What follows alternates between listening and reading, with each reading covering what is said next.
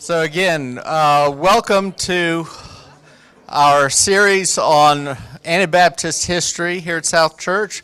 It's been a truly collaborative program with presenters from outside of our congregation. We're glad to have Norm Hofer and Nathan Epp present our first two sessions. You can find them online on the South Church website.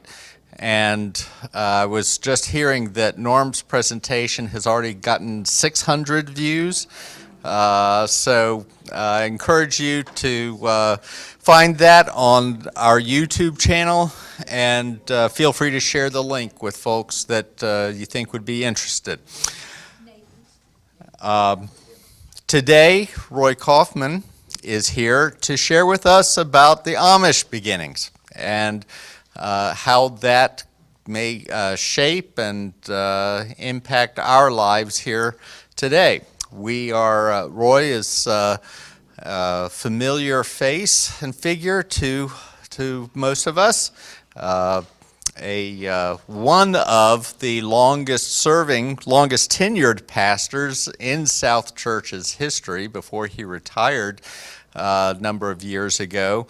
It's good to have him back on his old stomping grounds here to share with us this important piece of our Anabaptist heritage, particularly for those of us of the Swiss Mennonite background in this community.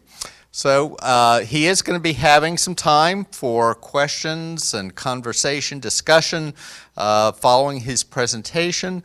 When we get to that point, I would encourage you raise your hand, and I will bring you the microphone to be heard so that we can also catch not only your neighbors here will catch your question, but we'll be able to include it in the recording that we're making.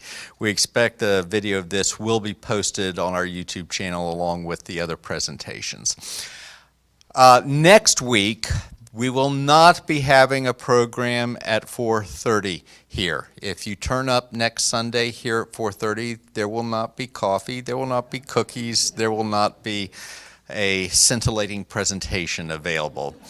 But the following Sunday on March 30th, we'll be ending the series with some modest reflections on my part about Menno Simons and his ministry and work. And Cal was very helpfully trying to assure me that there's no pressure on me whatsoever to measure up to these presentations that we've been enjoying so far this month. So thank you very much, Cal. I really appreciate it. Okay, thanks. Without further ado, Roy, thank you so much for agreeing to share with us today, and look forward to hearing you.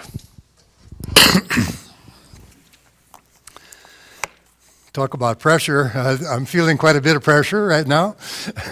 Coming back to the South Church and meeting back in this place and seeing knowing everybody here. It's really scary to be in front of everybody that you know and having to try to say some things and share some things. Yeah, this is a pretty important setting for me. I have so many memories bound up in this very space right here.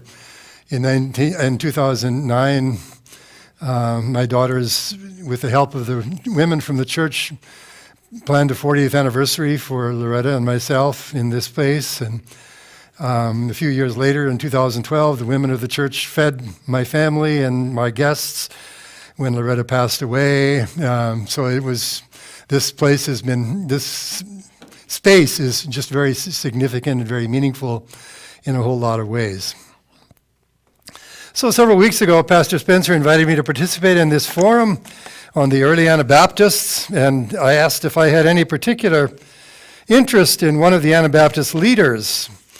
I immediately thought of Jacob Ammon, but he wasn't one of the early Anabaptists.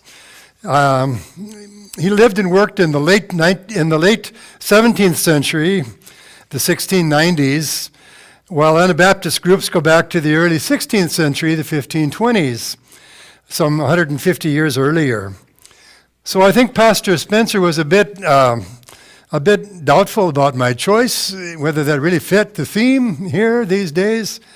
But Ammon was an early leader of one of the three main Anabaptist groups that comprise the Freeman community, just as Mello Simons was an early leader of the Dutch and Low German Mennonites. Jacob Hutter was an early leader of the Hutterites. Ammon was an early leader of the Swiss Brethren, which is how the Anabaptists of Swiss origin prefer to identify themselves. They didn't, and I don't think even still, refer to themselves as Mennonites. That's a Dutch phenomenon. They think of themselves as Swiss Brethren. Brethren is their term for their community. Since the Swiss Walloonian people who founded the North and South churches were Swiss Amish in their origins, it seemed important for me and for us to learn more about Ammon and the Amish tradition. So Pastor Spencer was gracious in indulging my interest in Jacob Ammon. Well, aside from his role in the emergence of the Amish, little is known about Jacob Ammon. Steve Nolt, in his book, The History of the Amish, indicates that he was born sometime before 1656 in Erlenbach, a Swiss village in the Simme Valley, south of Bern and Thun. Ammon was likely baptized in a local Reformed church as a baby, converted to Anabaptism sometime in the 1670s. In the early 1690s, Ammon moved from Switzerland to the village of Markirch, or in French, Saint-Marie-au-Meny, I don't know French, in the Alsace, the area of France just west of the Rhine River. It was from there that Ammon instituted the reforms and the confrontations that led to the emergence of the Amish church. He died sometime before 1730, which we know because in that year, back in Switzerland, his daughter Anna asked to be baptized in the Wimmis Reformed Church near Erlenbach, telling authorities there that her father had been an Anabaptist. She confessed that, yeah, he'd been an Anabaptist, but he died already in the Alsace in France. She was coming back to the Reformed Church. Nolt suggested that the Amish themselves showed little interest in their founder, as community matters more than individuals within the Amish tradition. Actually, Nolt's History of the Amish was published in 1992, and discoveries in Amish correspondence have since uncovered a lot more information about Ammon. But it's interesting to me that the most current information is not in the Mennonite Quarterly Review or in Gameo, the Global Anabaptist Mennonite Encyclopedia Online, which are the two major Anabaptist Mennonite research places to look for stuff, but rather in the secular Wikipedia. Online encyclopedia, which has an extensive article on Ammon, updated this year, 2025. Who knew? This tells me that there's a considerable interest in Jacob Ammon, but not among traditional Anabaptist Mennonite historians and scholars. Indeed, the Mennonite scholarly articles about Ammon often seem, to me at least, a bit somewhat hostile. He's kind of he was a dissident. He didn't go along with stuff. According to the Wikipedia article, Ammon was born on February 12, 1644, a real date, and he was born to Michael and Anna Roop Ammon, real people. Ammon, like his father and grandfather before him, were tailors. Ammon was the third of 6 children, and his youngest brother Ulrich was an Anabaptist who tried to moderate some of the later disputes. He was married to Verena Stettler, and they had 2 or 3 children, not quite sure, including the Anna, who was as an adult joined the Reformed Church, and in 1730 reported that her Anabaptist father had died. Ammon probably could read, but he apparently couldn't write. Most of the documents that he formed were signed with his initials. So somebody else wrote them, and he just initialed them because he couldn't sign his name very clearly. He probably wasn't unique in that. That was, that's a lot of centuries ago.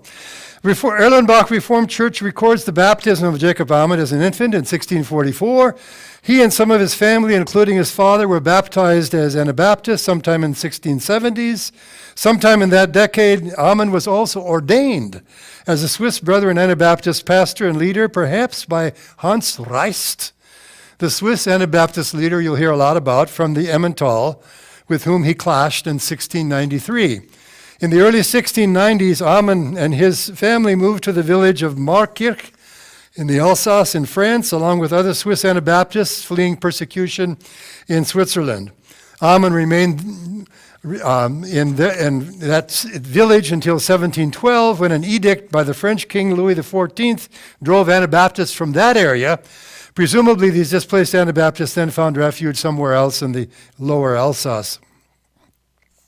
As a leader and pastor in the Alsace, Ammann came to accept a number of church practices not done by the Swiss brethren back in Switzerland, including having communion twice a year instead of only annually, and also having foot washing along with communion.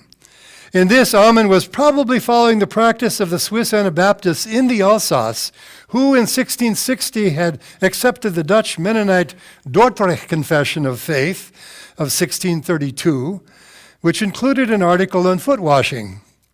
The Dutch Confession of Faith also had an article on shunning, that unrepentant sinners should not only be banned from communion, but also be shunned in an effort to bring the offender to repentance. These were among the issues of contention in the Amish split that soon came to occur in 1693, precipitated in large measure by Jacob Ammann. After the Amish split, Ammann pretty much disappeared from public life. In February 1700, Ammann and several other members of the Amish party excommunicated themselves. I'm not quite sure how you do that, but they did. They excommunicated themselves, saying that, well, they may not have been wrong in their concerns. They didn't admit that they were wrong, but they were hasty. They acted too quickly, they didn't follow the proper procedures, and they were sorry.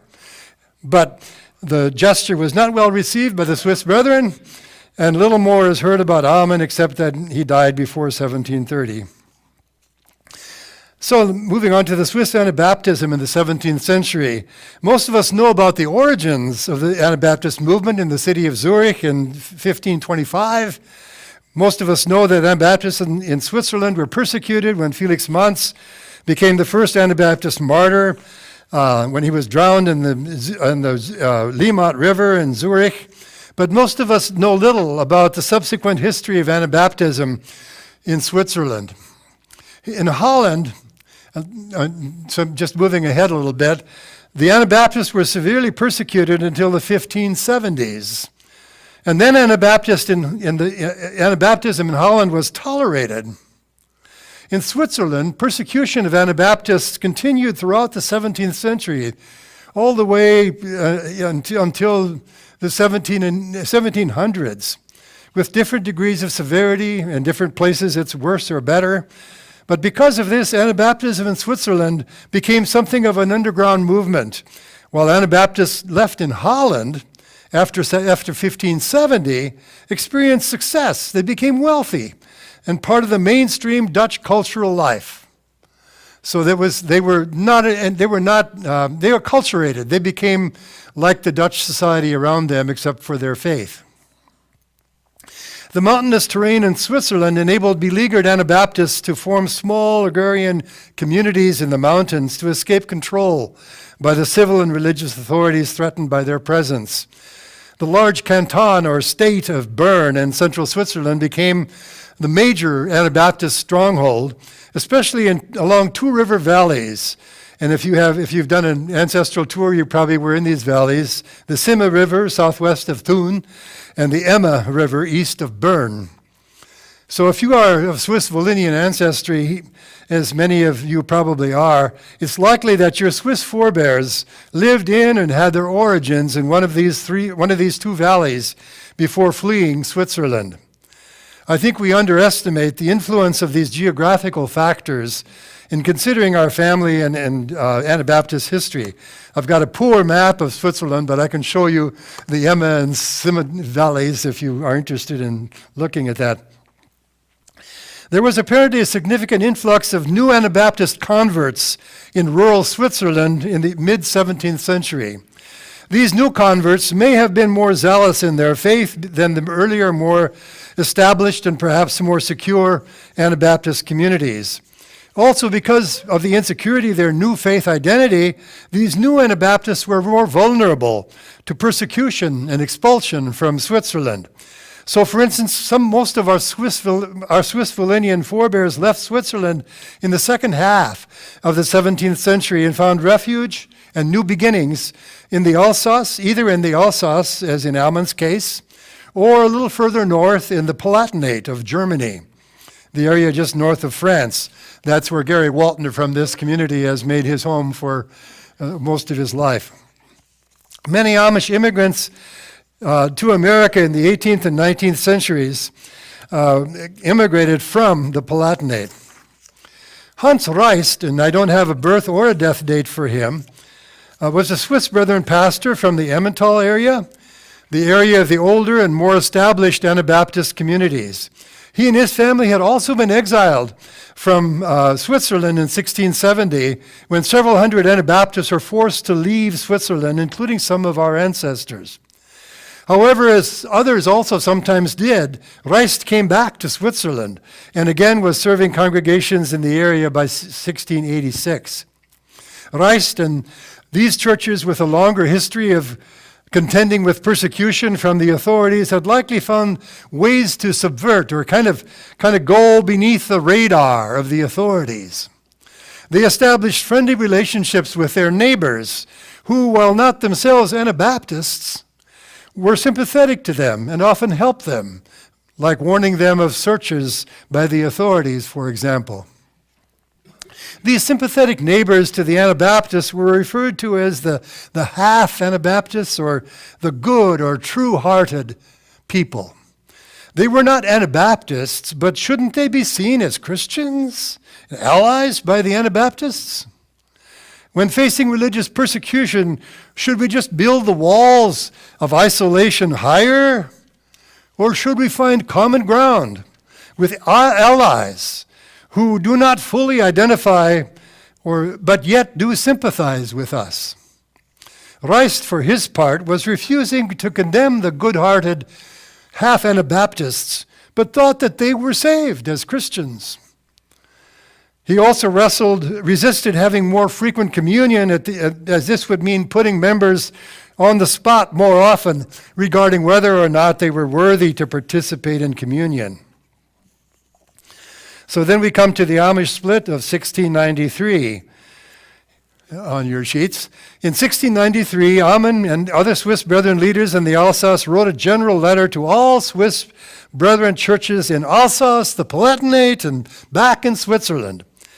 They wanted to know where the churches and leaders stood with regard to three issues. Can you just hear? Got to find out where we stand on this issue, right? That's the Amish way. Got to find out where we stand on this issue. So first, where they stood in relation to the practice of shunning those who had been excommunicated or put under the ban. Second, they wanted to know whether those who lie should be disciplined, as they had heard that a woman known to be a liar had not been disciplined by Hans Reist. And third, they wanted to know whether the good-hearted neighbors should be accepted as Christians, as Hans Reist did, since they weren't really a part of the covenanted community. A little later, Ammon and Nicholas Augsburger were chosen by the Alsatian Brethren leaders to visit the Emmental and Switzerland to see if unity could be achieved in relation to these concerns.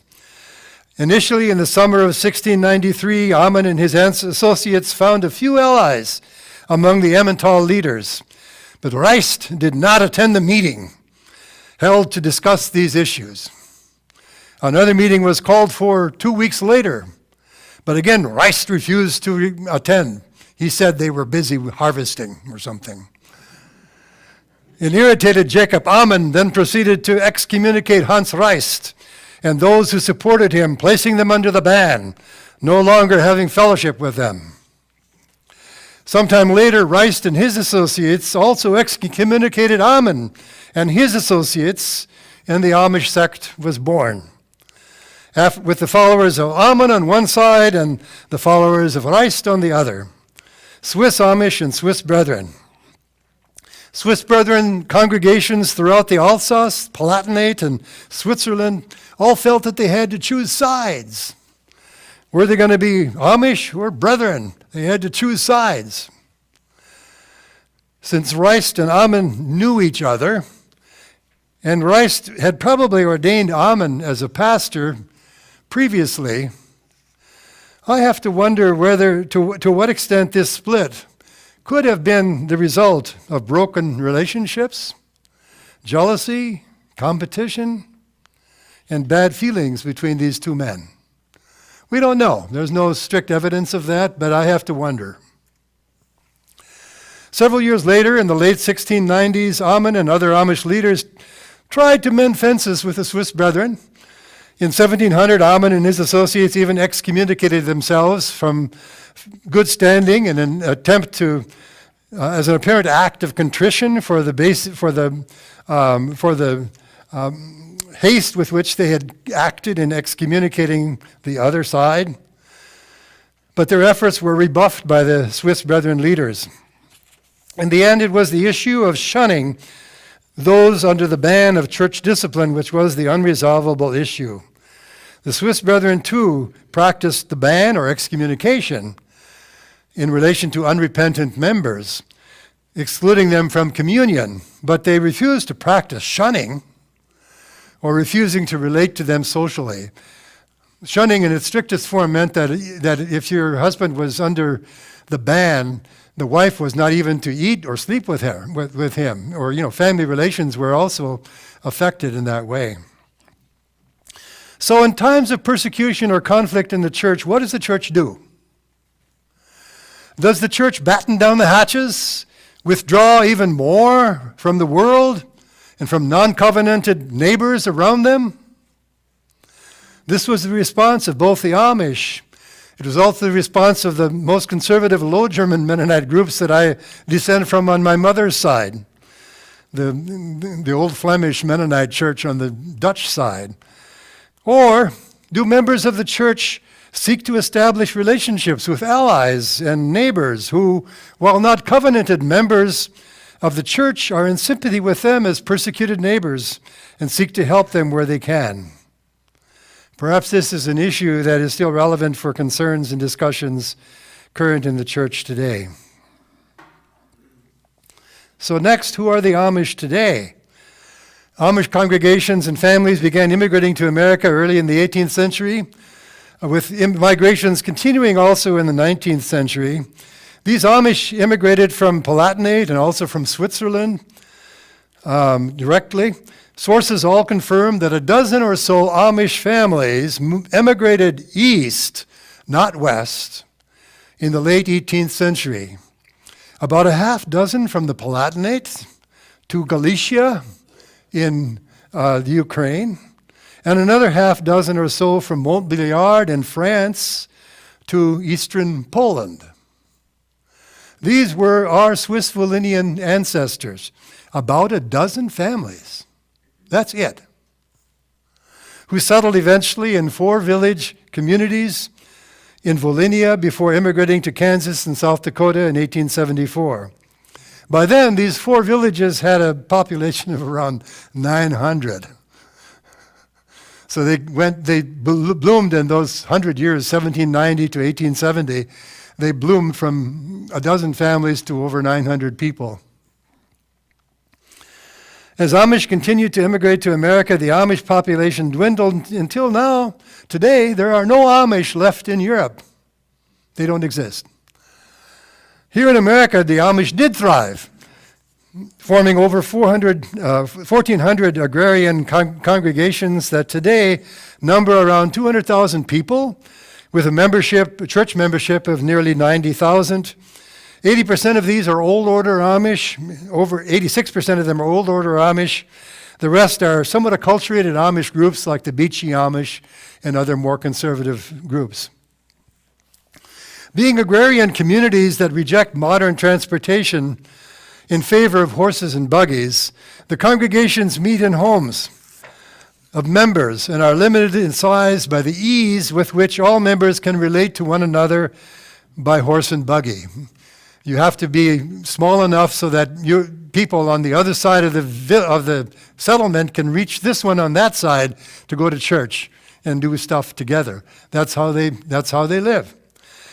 The first Amish communities in America were in Pennsylvania, where the Quaker colony of William Penn welcomed these industrious farmers.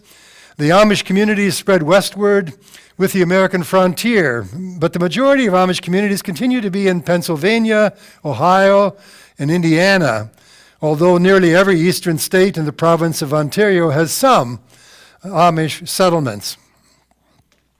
With their growing population and intention to maintain an agrarian, nonconformed way of life, Amish communities are constrained to keep seeking new places to settle, as some did also here in South Dakota a few years ago over by Tripp, and now I think that community is no longer there, but some of you knew that the people there and that during the time they lived there. In his 1963, it's really an old study already, but it's really useful. An old study by John Hostetler, Amish Society. It's a sociological study of old order Amish society. So what are the 5 things he identifies in his chapter on those distinctives of the Amish society? First, separation from the world. This may be the most obvious thing that distinguishes Amish from mainstream culture.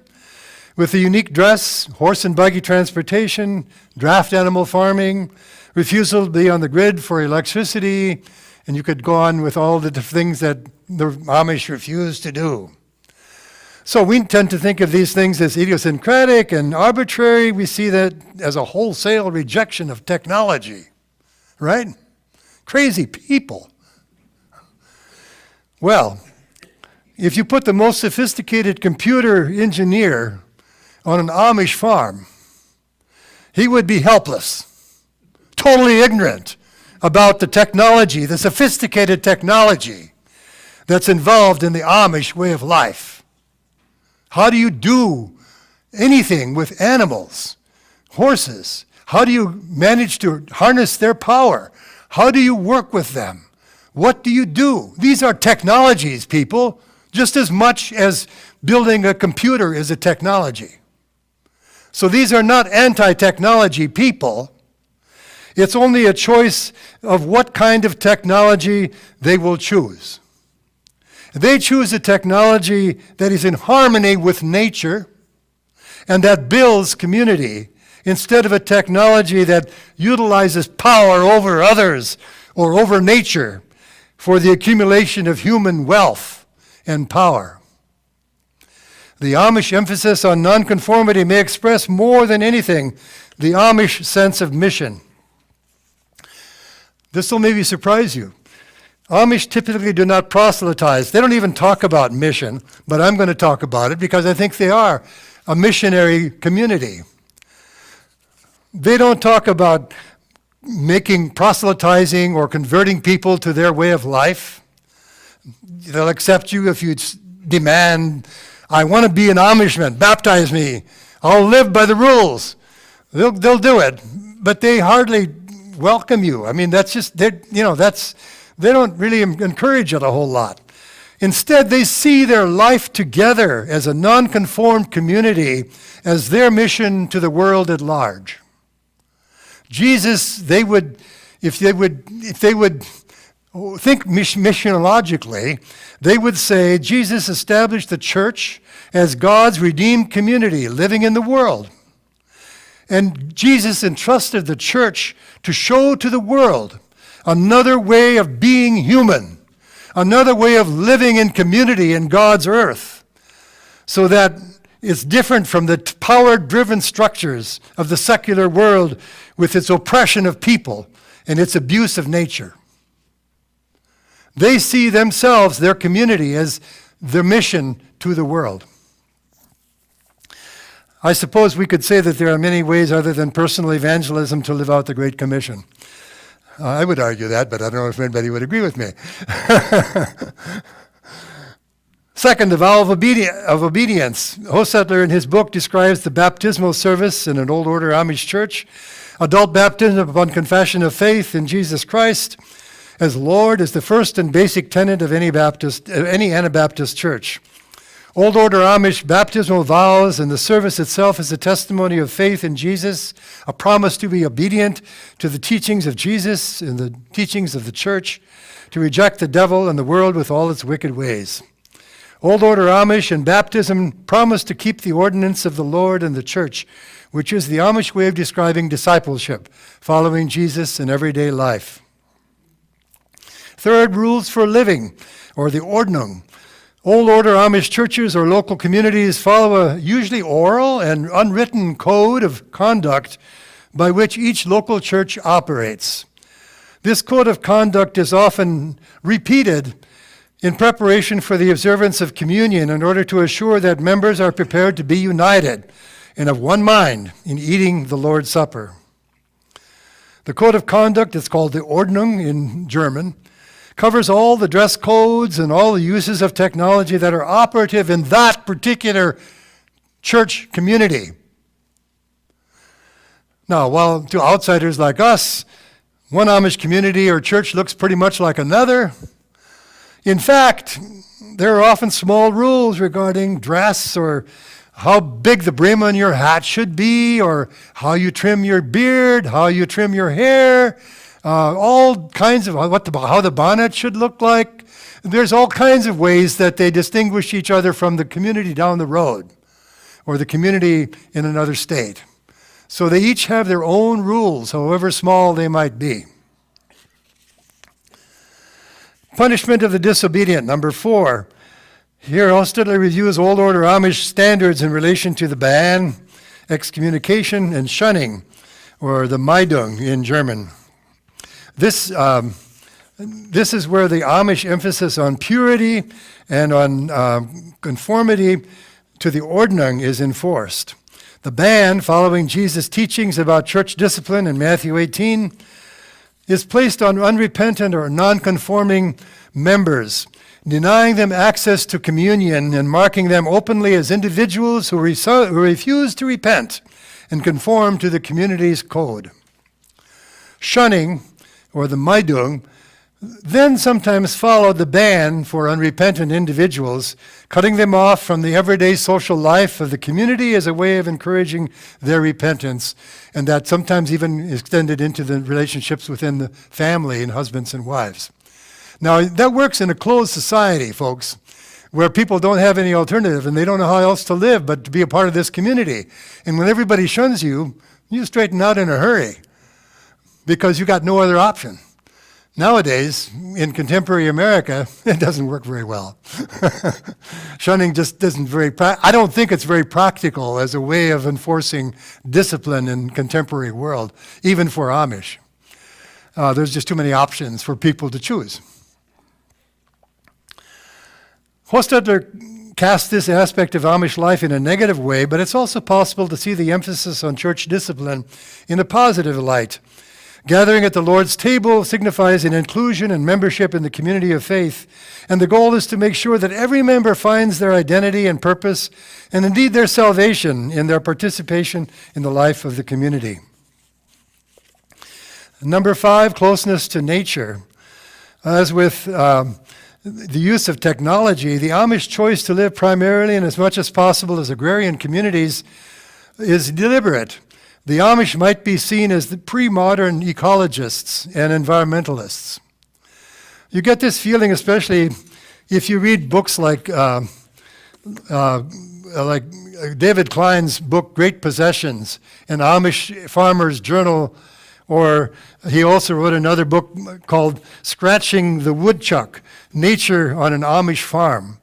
You know, these are books in which he describes his everyday life and how he waits to cut the first cutting of hay until the birds that are nesting there can hatch out their chicks.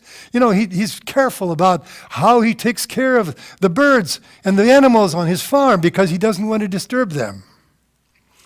I mean, it goes on and on and on. You should hear David Klein talk, and you should hear him write about his life as a farmer in the world of nature. The Amish seek to live in tune with nature, working in harmony with nature for the benefit of both the human and natural communities of life. You don't hear Amish talking about subduing nature or forcing nature to give up its wealth. Oh no. The Amish practiced sustainable agriculture long before it became a contemporary concern. So how Amish were we, or how Amish are we? The Amish roots of the Swiss-Walloonians who came here in 1874 and established the North and South churches are clear, except for a few who married into these villages, like the Reeses and the Preheims and some others, Waltners. And that's just about everybody. But never mind, they all married Swiss women, so there you go.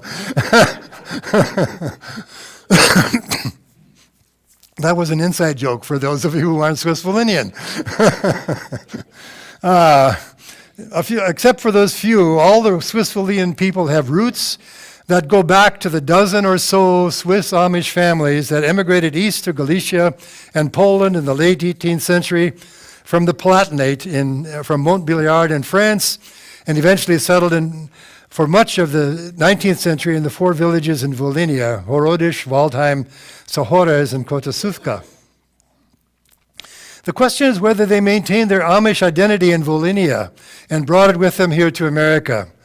The Swiss Walloonian clearly related openly and often to the Dutch and Low German Mennonite communities living around them in Volhynia. Those are my mom's village ancestors that came also from Volhynia. And this has led historians like Martin Schrag, he's one of the leading historians of this community in Volhynia, very good book, but he would argue that they were Mennonite before they came here to America. They associated with the Mennonites. They were, for all practical purposes, like the Mennonites. There are no official church conferences in Ukraine, so you can't determine if you can't prove or disprove this based on official affiliation. It's just an assumption we make. The Amish, both in Europe and here in America, did not form official conferences. However, in Europe, there were from time to time assemblies of Amish elders or bishops who would discuss and seek to resolve thorny issues confronting their communities. In a document from 1779, but probably written a lot earlier, from these meetings in the Palatinate village of Essingen survive. The document lists 16 points of discussion and their result, covering everything from basic Christian beliefs to the role of leaders in the community, to marriage practices, to church discipline, to practical matters like tobacco use, and they said it was forbidden in those days, to the cut of beards and the dress codes. A list of signers to this document include Jacob Graeber, an elder from Michelsdorf, Poland, in 1824. He is likely the great-grandfather to some of us. There are two major Swiss Walloonian villages that came to America in 1874, Waldheim and Horodish. Each built churches here around 1880. The first Salem Church, where the North Church is today, and the Zion Church 2 miles west of here. The elder of the Zion Church from Waldheim was Johannes Schrag. Schrag clearly saw himself as Amish, and likely the Waldheim group he led did so as well, at least at first. Nolt, in his History of the Amish, has a footnote documenting that Schrag attended Amish bishops' meetings with American Amish bishops in Ohio and Illinois in 1875, 1876, and 1878. 3 different Amish bishops' meetings that Johannes Schrag from this community, from Zion Church, went to share with these American bishops about the problems Amish in America were facing and how they would deal with them. And they listened to him, and he listened to them. They were brothers in Christ.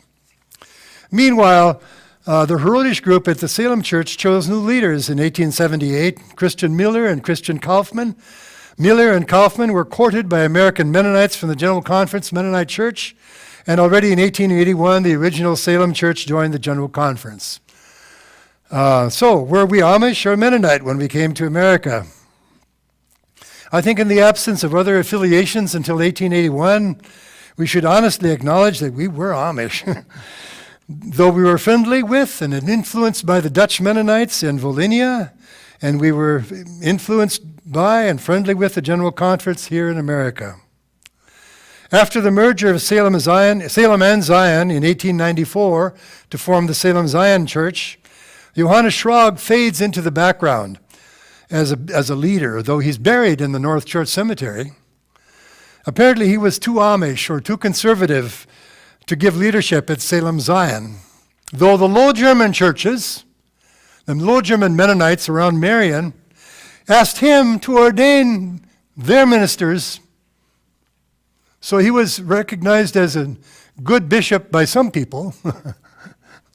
While reading Hostetler's study of the Amish, I could often hear echoes of our own history here at the South Church and the North Church.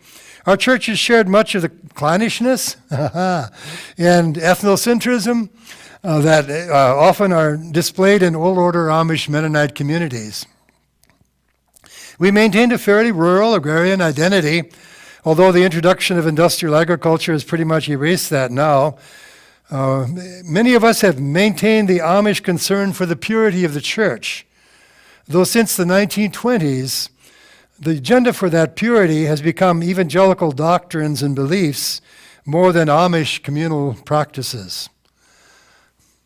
The North Church kept the Amish practice of foot washing into the 20th century, if I'm not mistaken, and the North Church seemed to retain the Amish pattern of calling ministers from within the congregation until the 1930s, which may have been one of the factors, as I've often said in our talking about our history, in the 1908 emergence of the South Church. We decided that we weren't going to have uneducated people from our own group to be our pastors. We wanted educated guys from the East that would come and be our pastors, and they would be the better pastors for us. And so we separated ourselves from the North Church. We said, we're comfortable with, our own people as leaders. I think it was one of the issues of division between the North and South churches. I suspect that all of us Swiss Volhynians are more Amish in our church and family life than we know consciously. Members new to our churches could probably help us discover the Amishness of our family life, our social life. The centuries of living in small, isolated village congregations of like-minded believers, it runs deep in our blood. But we also lived in Ukraine, in Volhynia, in multiple social, political, environmental settings, starting in Switzerland, then in Germany and France, then in Poland, and finally in Volhynia. While we maintained a strong sense of ethnic identity, we interacted in Volhynia frequently and sometimes daily with non-Swiss ethnicities, despite our own ethnocentrism, often in community-to-community relationships in the Ukraine. We lived among Slavic cultures of all kinds, Polish and Ukrainian and the Ruthenian and Russian. We lived with Jewish and German and other East European peoples who either lived in or moved to Volhynia and were our neighbors. This was a Low German illustration, but my great-grandfather my Low German side, Buller, who lived at Silver Lake, he was a drayman who delivered goods to Jewish villages in Ukraine, the people who were his neighbors. So he spoke Yiddish, I suppose, and was related to the Jewish people a lot. And they, by the way, if what's the famous play? Fiddler in the Roof. The things that they faced were exactly the kinds of things that we were also facing. So we were ally communities. We knew how to help each other because we were facing questions about who we were too, because of our religion and because of our faith. And I find it interesting that we had those kinds of relationships there. We came to America and we kind of closed in and we said, now we're just going to stick to ourselves again. I think it was a mistake. Our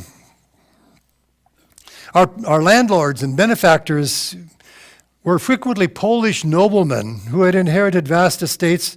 They were trying to make it productive. And so, they invited us to come live on their vast estates, and they gave us, our communities, maybe 30-year terms for farming their land. They were Catholic. They didn't care about religion a whole lot. And so they let us live there, and we related to them. So what are the pros and cons of being Amish? And I'll try to end it very quickly here. I begin by recognizing we owe the Amish tradition a huge debt, not only as Swiss Wesleyan churches here in Freeman, but also as Anabaptist Mennonite churches generally. The Amish tradition embodies an expression of Christian Anabaptist faith that continues to challenge not just Mennonites and all Christian churches, but the secular society and culture of America as well. It does so primarily by modeling in living cultures an alternative and distinct way of being Christian and human in community. The Amish readiness to forgive, as after the nickel mine shootings in Pennsylvania a few years ago, is just one example of that. Remember how radically that act challenged the American people. What? They forgave? How could they do that? Well, they were a community that forgives. Whether or not we or others choose to emulate the Amish way of life in some or many ways, we at least cannot deny that the Amish way of life represents a living alternative to what we experience currently in our lives as American Christians. I find that challenging. Experiencing church as a redeemed community. The Amish represent a living experience of being a church in a face-to-face community that not only worships but lives and works and dies together. I don't know how strictly Amish we were when we arrived here. One of the things that happened is that we each built churches. North and South churches are each on their third or fourth church building here in America in 150 years. Now, both the Zion Church built a building and the Salem Church built a building. So it's not that they were, but it's not the Amish way. And in the old there may be a few of the Wesleyan Amish who built meeting houses, but they basically didn't build meeting houses, just as the old order Amish don't build meeting houses today. They met in homes. And aside from the investment in building and maintaining elaborate structures like ours, the experience of church changes radically when it exists in a large congregation that we have become. I never knew, when I was growing up, or even cared about the 400-some people who worshiped with me when I was growing up in this church. I didn't relate to them. They were too many. They were just a whole lot of people. And the same thing, they didn't relate to me. They didn't relate to each other a whole lot. Oh, yes, we did, but it wasn't close relations. We didn't really pay attention to each other. The church was structured and institutionalized with umpteen committees and boards. And while that meant we could do lots of specialized things, it also kept us from really knowing each other intimately as brothers and sisters in Christ. So in Volhynia, what happened there was that instead of getting bigger and bigger from a few families to 900 in one church, they kept splitting off. When their community got to be a dozen or 24 people, then a bunch of people would split off and start another group somewhere else, as the Amish still do today. That's a different strategy for growing the church, right? Instead of just getting bigger and bigger as we did here until in 1970 when we started to grow smaller, we kept it small, intimate, face to face until we came here to America, and then we decided to be Protestants like everybody else and build big churches and have pastors, paid pastors, and all the rest. So we became Protestant here in America, pretty much.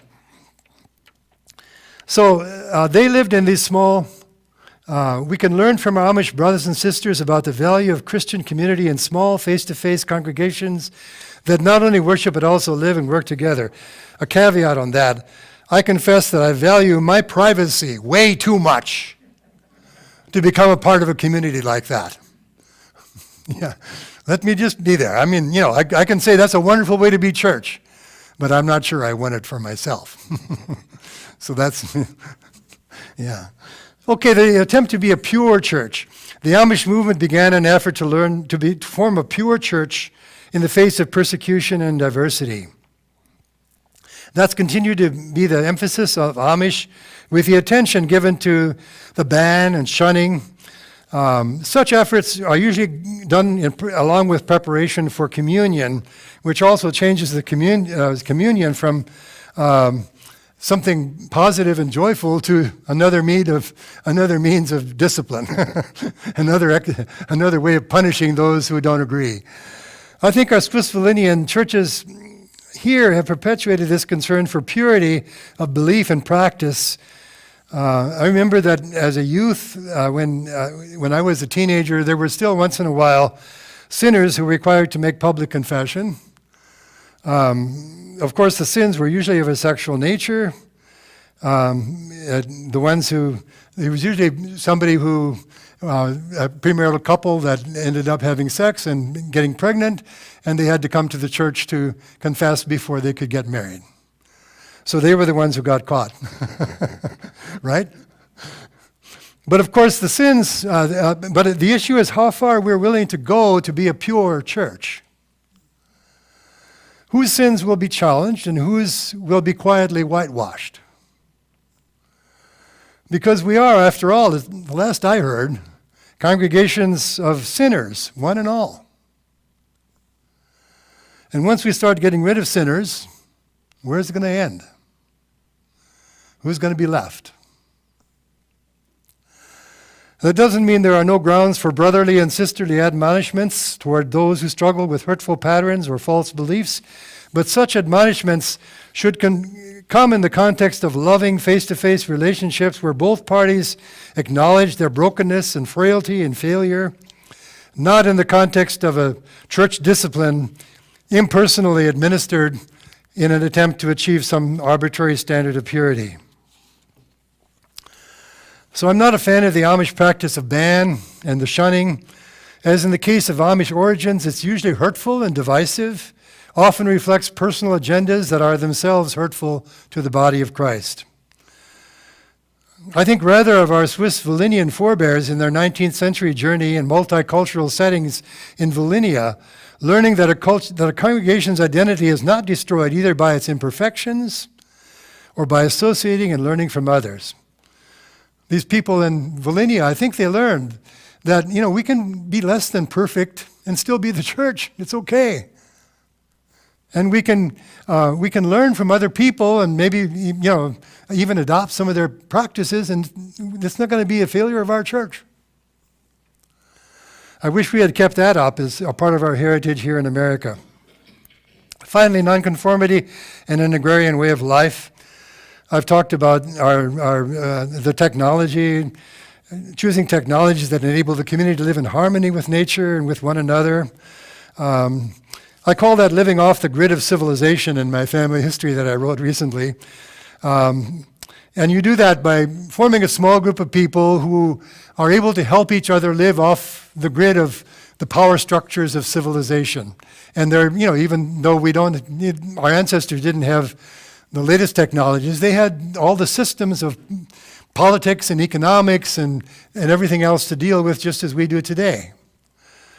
So people in the villages of our forebears were all farmers, but they all, both men and women, gifted and uniquely gifted, developed skills in carpentry, leatherwork, food preservation, garment making, teaching, healing, and on and on and on. Gifts that were beneficial to the whole community while utilizing the unique gifts and interests of every family member. So I know we can't go back. I know I'm not telling us we should go back to how we did it 150 years ago. But I am telling you that it's possible. I am telling you that our ancestors did it for 200 years. They lived off the grid of civilization. They didn't depend on politicians or economics to fix things. They just did it themselves in their communities. They had maybe rather primitive healthcare systems and primitive education, but they lived and they had a good life. And people were probably just as happy as our miserable people are today, where loneliness is one of the biggest illnesses in America, they tell me. So, I don't know. I can't go back. We can't go back. That's it.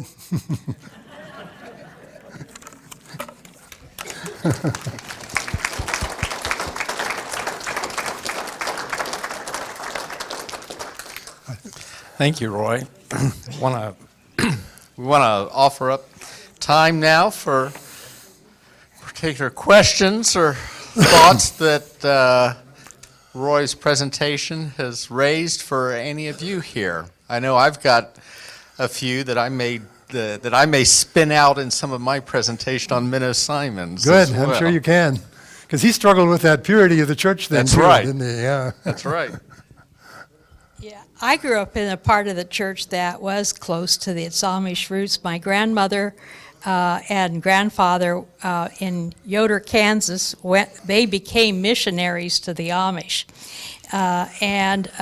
so they were instrumental in trying to bring Amish people that couldn't function in the Amish setting into the Mennonite church. And my mother's experience at baptism is interesting in this regard.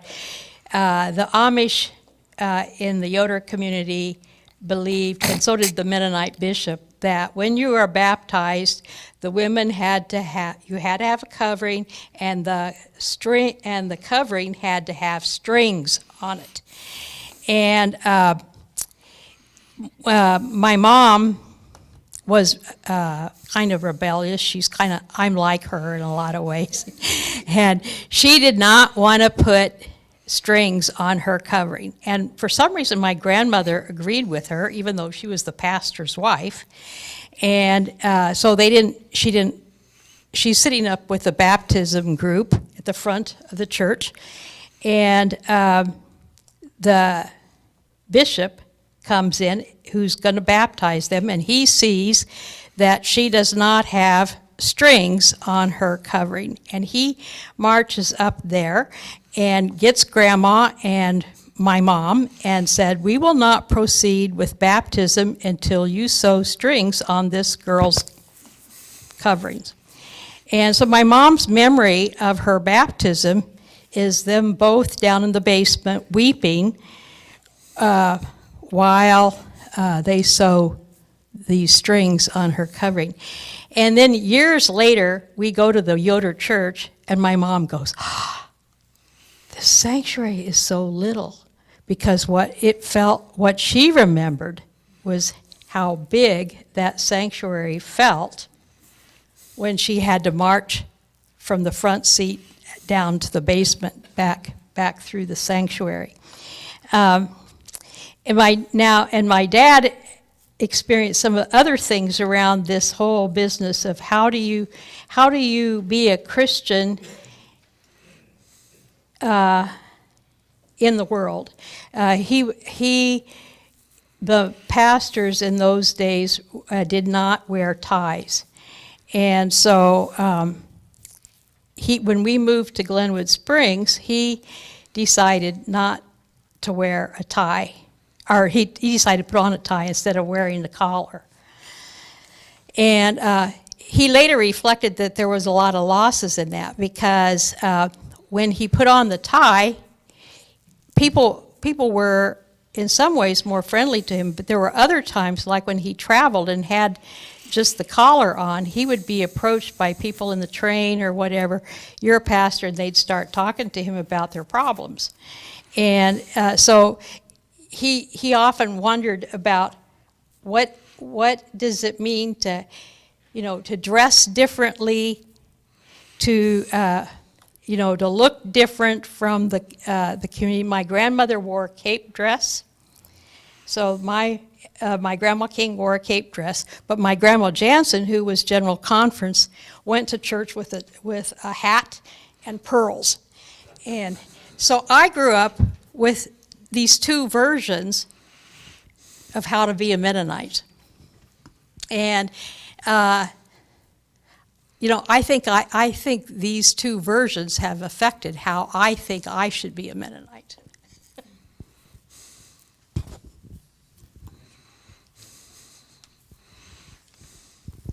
Roy, share a little bit more about how you feel that our Amish background is reflected today in our communities.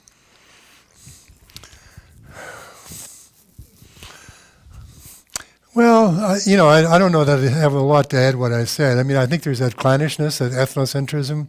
That isn't a positive thing. That's a negative thing. But I think it's very evident in the way we tend to function as a community. Even after church, we tend to gravitate toward the people who are related to us rather than to the people who, are strange. I think that would be one thing. Positively, I mean, that's a negative thing. I'm trying to think of positive things too, but are there? Yeah, I'm sure there are. The strong sense of family, of identity. We know who we are. We have a strong sense of history, strong sense of community, of peoplehood.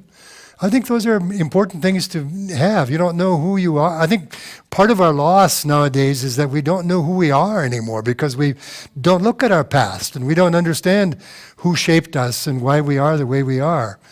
And that, is both positive and negative. But, I think we have to learn both in order to to really understand who we are today. We have to know who we were then. I don't know. Maybe help me out if anybody else has thoughts about how we're like the Amish or not like the Amish today. I don't have a dibs on that one. Clearly, the purity one is one that I think we've struggled with a lot in our history, and I'm not quite sure where we are with that one. But I think just the fact that we still struggle with that issue of how to be a pure, whether we want to be a pure church, how pure do we be, all those kind of questions are still resonating within our church life so deeply. And it's a part of our Amish heritage, clearly, because that's what they lived with from the time Ammon excommunicated Rice. That was the issue, Keep the church pure.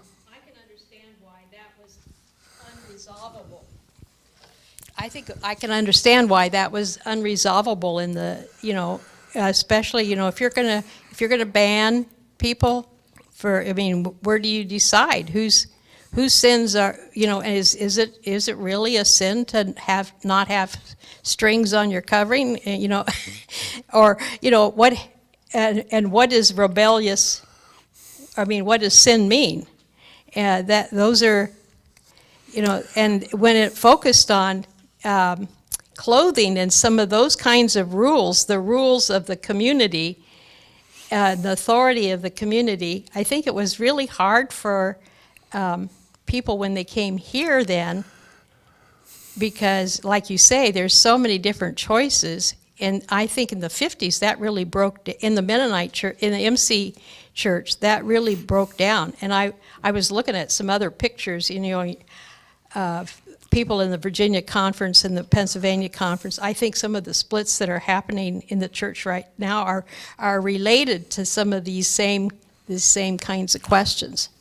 Yeah, in fairness, I think it's important to say that the Amish would not talk about the length of strings or beads or whatever as issues of sin. They would understand it in terms of whether or not you're willing to go along with the norms of the community. To them, the community was the important thing. And if you deviate from the norm of the community, that puts you on the outs. And they don't call those particularly sins. It's just that they're not part of the ordnung, not part of the way that we understand you to be a part of this community. So, but it's important for us to understand that's slightly different from being sinful as such. Others? Steve has something.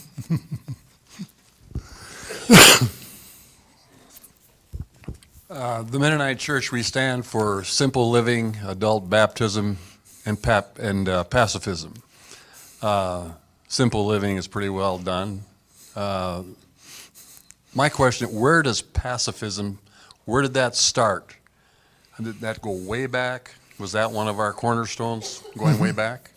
Yeah, I mean, all these Anabaptist groups, with the exception of the aberrant groups like the Minsterites, who took over the city of Minster and by force and had multiple wives and did all kinds of strange things.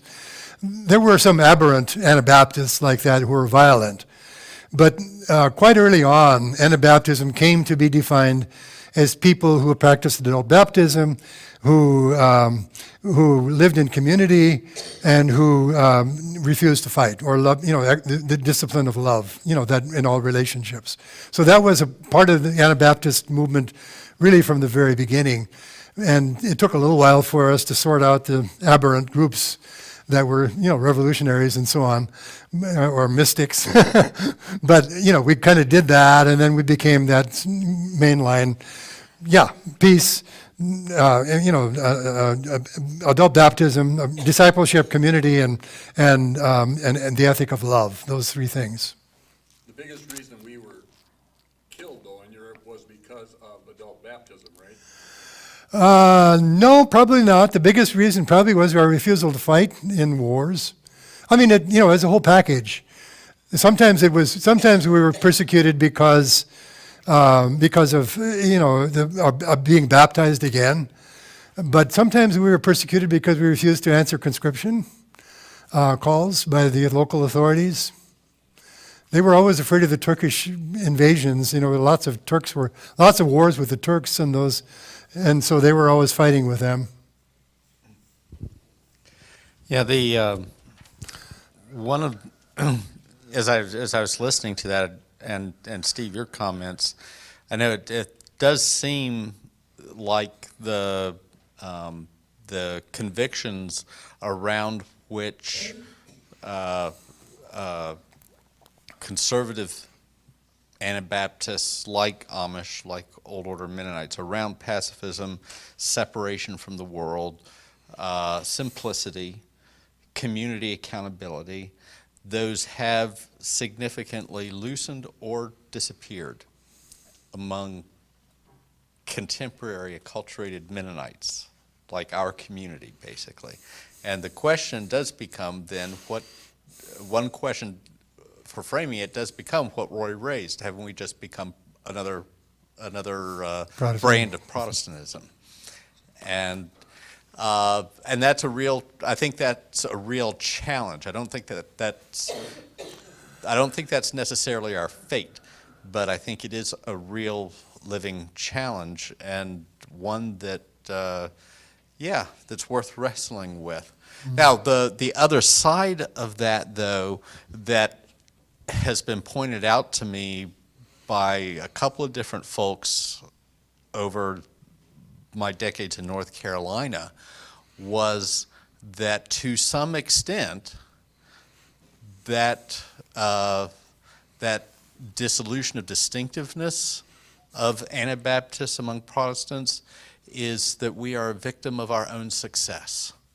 We no longer are, our Anabaptism is no longer as distinctive among Protestants at large as it once was.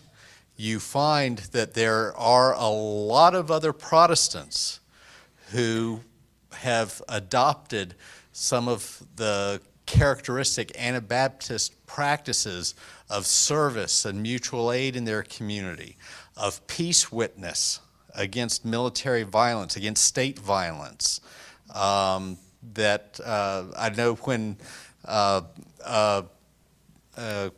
pastor a couple of 10 years ago at a Mennonite church in North Carolina came from the Midwest to pastor, and one of the things he was really surprised at was that some of his neighboring Protestant churches in downtown city where the Mennonite church was were out Anabaptisting his congregation. and that may be, that may be one indicator for a way forward that we adopt. Getting back to some of the more openness, permeable boundaries for relationships with non-Anabaptists is to acknowledge where some of our gifts have been embraced and raising possibilities for us receiving their gifts also as one way forward without abandoning and still looking for ways to recover and renew those distinctives that have dissolved in their significance for us. Larry had something?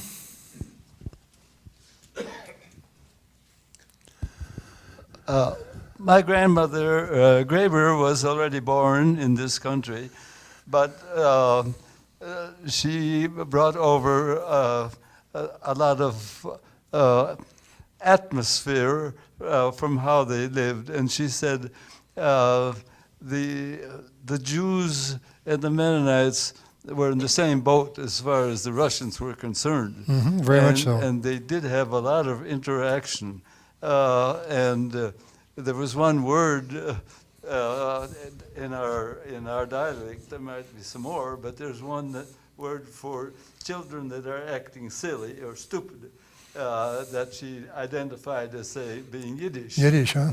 And that word is mashigig. I don't know whether you've heard that, but I just wanted to say. I think the Jews had opened the store in Freeman because this was a German community that was friendly, and so we had K&K.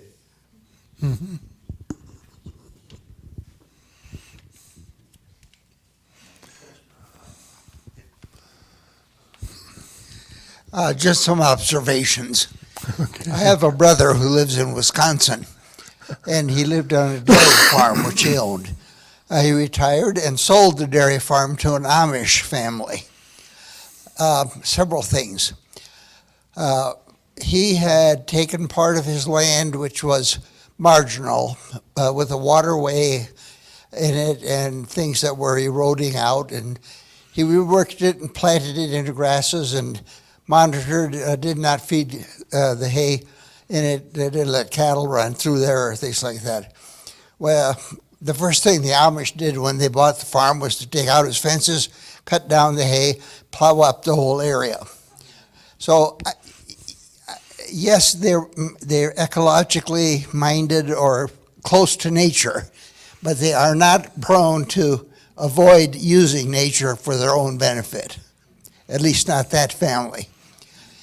Another observation was one time we went to visit, and the women were making hay, loose hay, and it was all the girls in the family were involved in that process. I didn't see, there was about a 6 or 7-year-old boy who helped with taking a horse back and forth to the barn. But the entire family works in that organization in order to make it a success.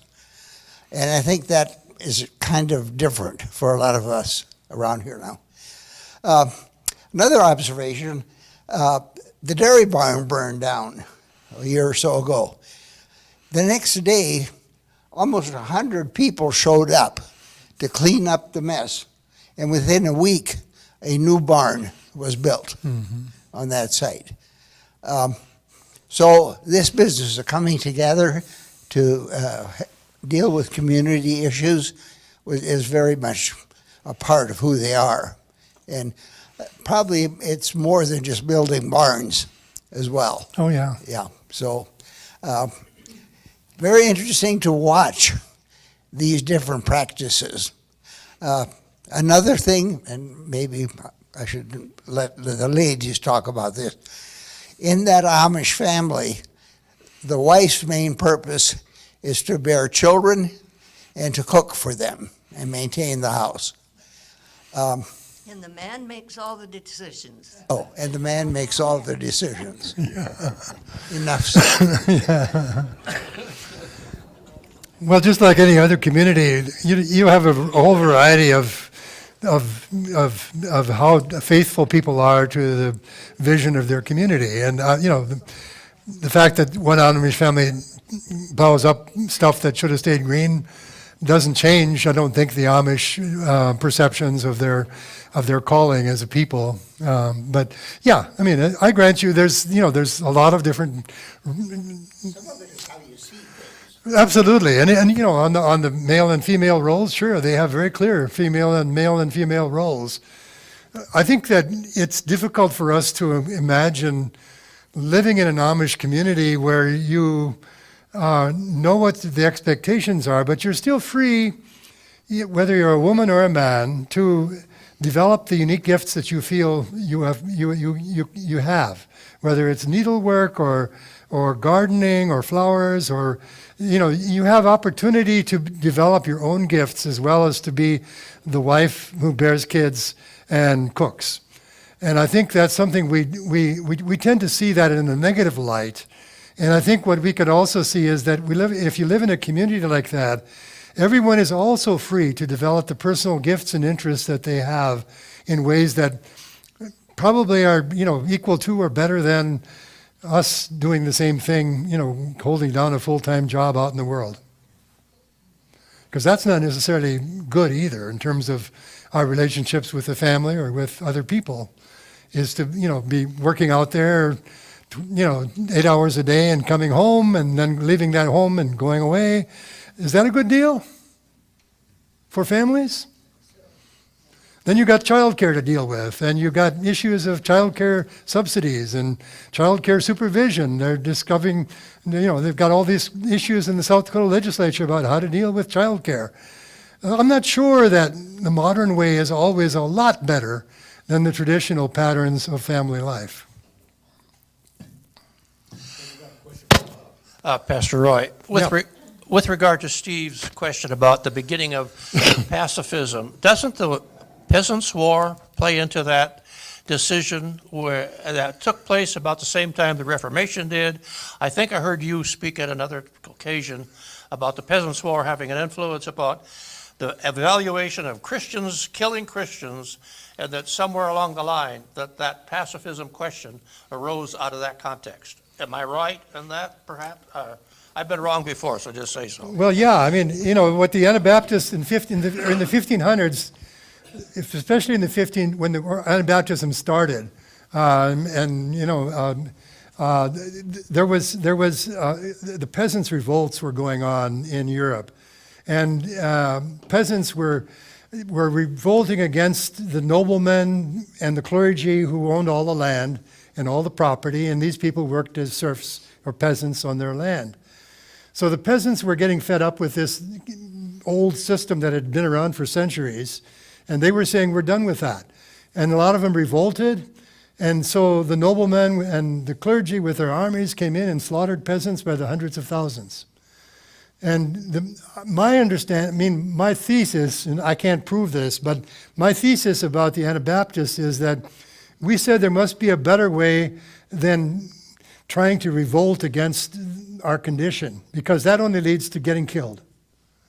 So why don't we withdraw and form our own little community over here and find a way to live in peace with each other and in peace with our neighbors, and refuse to go fight those stupid wars, and let's just live together here and be our own kind of people. I don't know, that's my kind of thesis about Anabaptism. I may be all wet. Sounds good. Thank you. I'll add just a couple of things. It's very clear that in the Peasants' War, some of the people that became early Anabaptist leaders were very much involved in that conflict. Right, yeah. And like I said last week, I don't think you can talk about early Anabaptism without mentioning that fact, because there were Anabaptist groups that believed that it was part of their calling to bear the sword in the name of God. Mm-hmm. I believe, and I could be wrong, and maybe somebody can prove me wrong here, but from what I've read, the first formal statement about pacifism was the Schleitheim Confession. That was an official document, so. and the first time I believe that it actually appeared in writing. And that was Michael Sattler was the main person for that. So that's kind of when that started. And that was the 1530s, right? 1527? 27, I believe. is right. 27, Yep. okay. Yep. And then, there's always been some ebb and flow in this. Next week, and a little segue here for next week, Menno Simons, 2 weeks, sorry.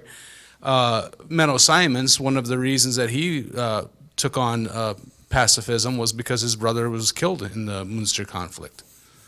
And so he was very grieved by that, what happened there. So there's been that ebb and flow throughout that early period and probably at other times as well.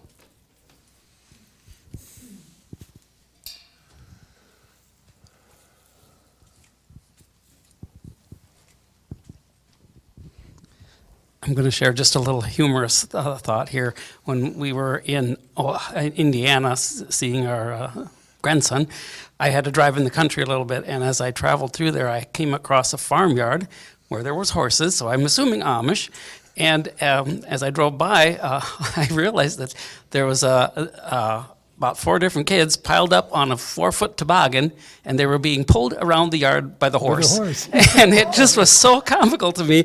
And I thought, well, at least those kids are out and enjoying the nature instead of sitting on their phones or computers or whatever, And so maybe there are some advantages to the way the Amish live, even though we feel sometimes it maybe looks backwards or whatever, that they're still farming with horses. But it warmed my heart a little bit. Yeah, wonderful. I'm curious about the concept of education, because it seems to me that when we talk about Amish being in our background, that they would not have been stressing education to the extent that has happened in our Swiss communities now. And I guess I'm taking most of it from this community, but I suspect some of the other communities too. When and how did that become such an important concept of life? Yeah, it's a good question. Somebody should research that more because I don't really have an answer. I think that it's kind of started in Volhynia among these 4 villages where there were some people who kind of lived on the fringe of the Amish of the Swiss Volhynian community and worked in town. Jacob Kaufman, with a double F, he came over as a young man. He knew four different languages, and had gone to high school in one of the cities in Volhynia because his stepfather took him to town when his stepfather had a real estate business in the town, Rivne. And so he took his stepson along as a teenager to go to high school to get trained.